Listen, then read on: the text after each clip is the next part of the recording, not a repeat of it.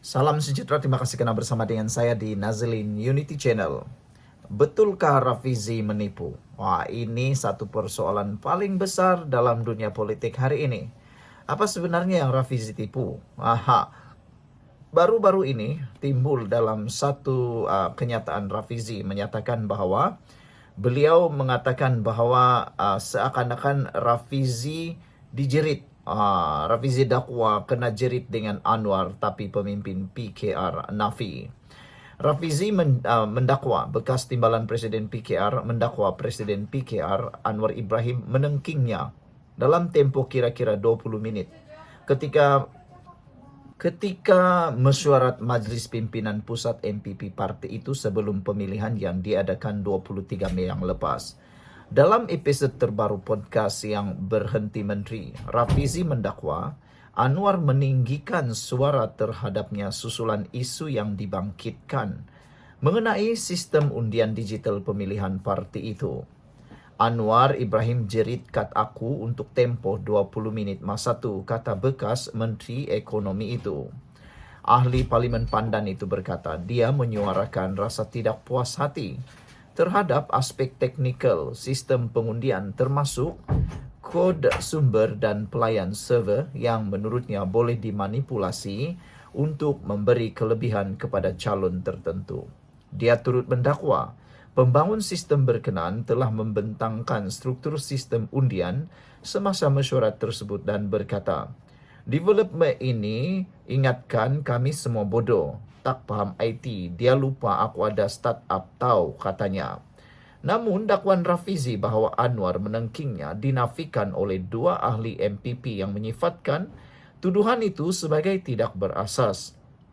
Menerusi satu hantaran di Facebook, Dr. Mazli Malik menyangkal dakwaan Rafizi dan mengatakan Anwar tidak meninggikan suara walau seminit pun dalam mesyuarat tersebut. Mazli turut berkata majoriti ahli MPP lain yang hadir dalam mesyuarat itu boleh menjadi saksi. Sebelum kita teruskan ulasan kali ini, saya nak kongsi dengan anda semua. Ini adalah terapi imun Transufactor for Life. Terapi imun ini meningkatkan daya imun badan kita sehingga 400%. Secara umumnya, kita kena penyakit karena imun badan kita yang lemah. Kita kena penyakit karena imun badan kita yang bodoh. Kita tak sembuh-sembuh daripada penyakit juga karena imun badan kita yang bodoh dan lemah.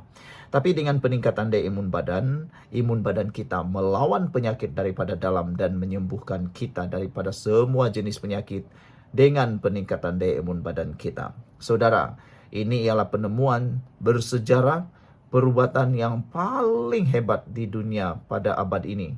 Dapatkannya melalui nombor telefon yang tertera dan juga produk ini bukan obat, diiktiraf oleh doktor-doktor di seluruh dunia dan Malaysia, ada sijil halal dan juga lulus KKM. Dapatkannya melalui nombor telefon yang tertera, jangan tangguh-tangguh supaya anda tidak terlambat. Nanti menyesal pula. Jangan kata abang tak payung. Okey, baiklah.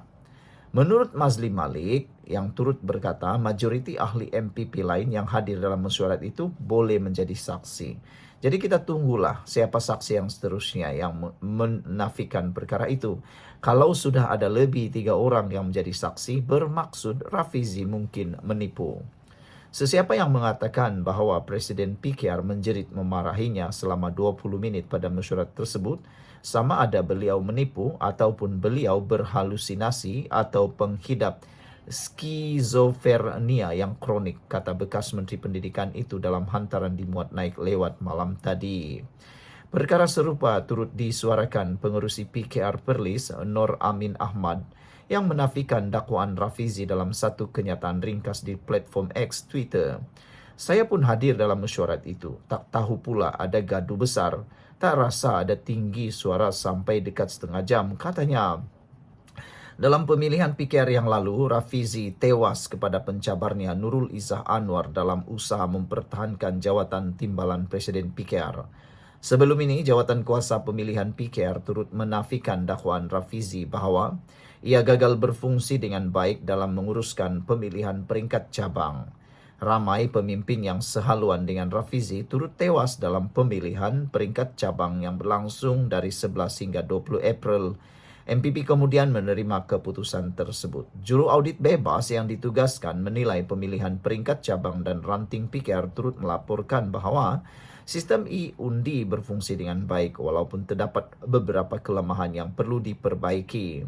Susulan audit, analisis audit itu satu semakan teknikal bebas yang ditaja oleh calon cabang PKR Puchong yang tewas, An Barasan Murugesu, telah mengenal pasti beberapa ketidakselarasan dalam sistem e-undi. Semakan yang dijalankan oleh dua pakar IT itu mendapati laporan minoriti sebelum ini telah membangkitkan isu-isu tersebut dan menggesa agar ia diteliti dengan lebih menyeluruh. Selain mengatakan, audit rasmi telah memperkecilkan kepentingan isu-isu tersebut tanpa bukti atau justifikasi yang mencukupi. Wow! Jadi, adakah pendedahan Rafizi ini akan membuatkan lebih kucar-kacirnya kerajaan dan PKR? Persoalan besar ialah, betulkah apa yang Rafizi cakap? Betulkah apa yang dikatakan seperti yang dikatakan oleh Mazli Malik ini, bahwa Rafizi mungkin berhalusinasi, mungkin mengidap penyakit kronik, yaitu skizofrenia yang kronik, kata beliau. Tak tahulah. Anda sendirilah yang tulis. Sekian dulu untuk kali ini. Bye-bye. Salam sejahtera. Terima kasih karena bersama dengan saya di Nazlin Unity Channel. Inilah satu kejutan paling besar yang dibuat oleh Rafizi Ramli dalam dunia politik selepas beliau meninggalkan kabinet Anwar Ibrahim. Meninggalkan kabinet Anwar Ibrahim bukan kejutan paling besar Rafizi. Walau bagaimanapun, sebagai penganalisis politik bebas, pemerhati politik bebas, dan pengulas politik bebas, saya sudah mula menjangkakan bahwa Rafizi akan membuat perkara-perkara begini. Dan sebenarnya ramai juga orang yang sudah mula redo dengan pemergian Rafizi. Ialah orang kata, patah tumbuh hilang berganti. Dah kecewa apa boleh buatlah, kata mereka. Yang hidup terus diteruskan, move on lah, kata mereka. Tapi kenyataan Rafizi kali ini benar-benar mengejutkan ramai pihak apabila beliau sendiri membuat pengakuan di dalam satu audio siar yang dibuat, podcast yang dibuat oleh Rafizi. Beliau kini mendedahkan bahwa beliau memberi bayangan akan mengundurkan diri dalam dunia politik dan masa depan PKR dan politik Mandani menjadi tanda tanya. Dalam pendedahan terkini Rafizi pada Jumaat, beliau menyedahkan bahwa mungkin beliau tidak akan bertanding dalam pilihan raya umum ke-16 dan memberikan bayangan untuk meninggalkan Parti Keadilan Rakyat PKR telah mencetuskan pelbagai reaksi dalam kalangan pemerhati politik dan penyokong parti. Ada pemerhati politik menyatakan pemergian Rafizi itu tidak ada kesan besar kepada Anwar Ibrahim. Ada juga yang memberikan petanda bahwa Rafizi mungkin akan menyertai gerakan NGO. Tapi untuk menumbuhkan parti, ramai yang sangka Rafizi tidak akan buat. Dan penyokong parti pula berbelah bahagi. Ada satu kata Rafizi ini dah melampau. Ada juga satu kata Rafizi biarlah dia berehat sekejap. Walaupun belum membuat keputusan muktamad, mesej yang disampaikan bekas Menteri Ekonomi itu jelas, membawa implikasi besar kepada masa depan PKR dan blok kerajaan Madani secara keseluruhannya. Saudara, sebelum kita teruskan, sila tinggalkan komen Anda di dalam ruang komen. Kalau Anda sayang Malaysia, berikan tanda pagar kami sayang Malaysia. Dan mungkin Anda juga boleh memberikan komen dengan tanda pagar, okelah Rafizi, selamat tinggal. Selamat tinggal Rafizi. Belum itu saya nak kongsikan dengan Anda semua, dengarkan baik-baik. Ini ialah terapi imun transfer factor for life. Bagi Anda yang mempunyai masalah kesihatan, daripada yang kecil sampai masalah besar kesihatan, daripada yang dapat berdiri sampai tak boleh berdiri, ini adalah terapi imun transfer factor for life yang memberikan Anda imun badan paling terbaik di dunia. Transfer factor ini atau terapi imun ini memberikan kekuatan imun badan meningkat sehingga 400%. Secara umumnya, kita tidak sembuh daripada semua jenis penyakit. Daripada yang kecil, demam, sehinggalah kanser kerana imun badan kita yang lemah. Kita juga tidak dapat melawan penyakit yang cuba datang dalam badan kita kerana imun badan kita yang bodoh. Namun berita baiknya, apabila kita mempunyai imun badan yang kuat, bijaksana, dididik untuk mempertahankan diri kita dan melawan penyakit dari dalam badan kita, kita akan sembuh daripada semua jenis penyakit, daripada yang kecil sampai yang besar, karena imun badan kita. Dapatkan produk ini, dapatkan terapi imun ini melalui nomor telepon yang tertera, dan ingat, Anda bertangguh-tangguh, Anda akan rugi. Oke? Jangan bertangguh-tangguh. Ini diluluskan KKM, ada sijil halal, dan lebih penting lagi, diperakui. Terapi imun ini diakui oleh dokter-dokter di seluruh dunia dan juga di Malaysia.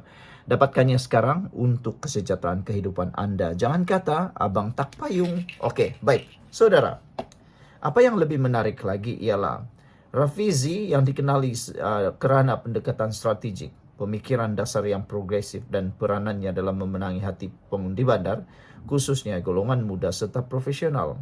Dalam kenyataannya, Rafizi mengkritik budaya dalam parti yang menurutnya tersela semasa pemilihan parti pada Mei lalu. Walaupun tidak diperincikan apa budaya yang dimaksudkan, nada kenyataannya memberi gambaran wujud kekecewaan terhadap perjalanan politik dalaman PKR yang mungkin tidak lagi selari dengan prinsip perjuangannya. Jadi kalau prinsip perjuangan Rafizi sudah tidak selari dengan prinsip perjuangan PKR, ada juga eloknya Rafizi tinggalkan saja parti PKR. Sudah banyak pemimpin-pemimpin politik tertentu yang ada di Malaysia bahkan di seluruh dunia, bila tak lagi selari sehaluan dia tinggalkan parti tapi kekal menyokong kerajaan. Tak apalah. Contohnya Syed Saddiq Syed Abdul Rahman. Dia keluar daripada parti Bersatu kerana tak sehaluan lagi, membinalah dia parti muda. Atau Rafizi mungkin boleh menyertai parti muda yang mungkin sehaluan dengan jiwa Rafizi. Jadi mereka boleh gabunglah di sana bersama Syed Saddiq, Rafizi, dan mungkin Khairi Jamaluddin boleh menyertai parti itu. Jangan tubuh parti baru, tapi sertai parti muda. Oke. Dan saya jangka Rafizi tidak akan menjadi pembangkang. Dia bukannya suka sangat dengan pembangkang, terutamanya ada PAS di sana. Rafizi juga tak selaluan dengan Bersatu. Dia benci dengan parti Bersatu. Tapi itu sebabnya dia akan menyertai, mungkin akan membuat parti baru, akan menyertai parti baru, tapi mesti yang sehaluan atau menyokong kerajaan. Tapi adakah Rafizi benar-benar melakukannya? Kritikan tersebut menimbulkan persoalan lebih besar mengenai tahap kesediaan PKR untuk melakukan pembaharuan dan penambahbaikan dalaman. Jika seorang tokoh penting seperti Rafizi sendiri tidak yakin dengan keupayaan parti untuk menyingkirkan budaya tidak sihat, maka yang memberi bayangan bahawa masalah berkenaan berakar umbi dan sukar diubah dalam masa terdekat.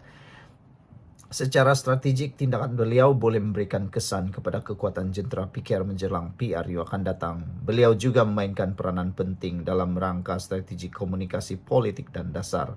Tanpa kehadirannya, parti berdepan cabaran untuk mencari tokoh pengganti yang mampu mengisi jurang tersebut, khususnya dalam konteks kerusipan dan yang sinonim dengan pengaruh Rafizi.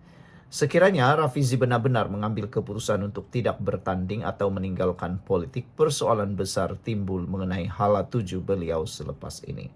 Berdasarkan latar belakangnya dalam bidang teknologi dan analisis dasar, tidak mustahil beliau akan kembali aktif dalam sektor swasta, terlibat dalam bidang pemikiran dasar atau menubuhkan platform baru untuk menyuarakan pandangannya terhadap isu-isu nasional.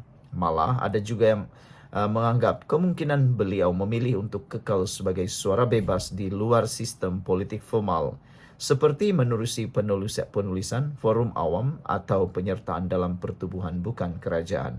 Apapun bentuk peranannya selepas ini, Rafizi dijangka kekal menjadi tokoh yang berpengaruh dalam lanskap wacana politik negara. Jadi saya sebenarnya secara pribadi, saya rasa Rafizi tidak akan buat parti baru. Kalau dia menyertai pun parti lama, tapi yang selari dengan perjuangannya. Selain itu, saya juga menjangkakan Rafizi tidak akan menyokong pembangkang, tapi akan lebih menyokong kerajaan. Tetapi lebih baiklah macam tu. Ada pengkritik supaya semuanya boleh ditambah baik.